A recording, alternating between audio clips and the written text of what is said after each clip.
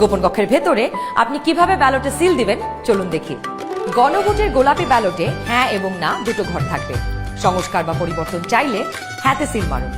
গণভোটে আপনি হ্যাঁ দিলে সবগুলো সংস্কার পাবেন, আর না দিলে কোনো সংস্কারই পাবেন না। এরপর ব্যালটটি লম্বালম্বি ভাঁজ করুন যেন সিলের রং অন্য ঘরে না পড়ে।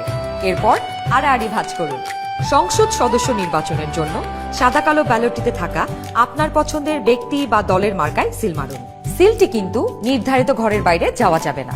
মার্কার বাইরে সিল পড়লে আপনার মহামূল্যবান ব্যালটটি বাতিল হয়ে যাবে। সিল মারার পর এই ব্যালটটিও প্রথমে লম্বালম্বি ভাঁজ করুন যেন সিলের কালি অন্য মার্কায় না লাগে। এরপর আড়াআড়ি ভাঁজ করুন।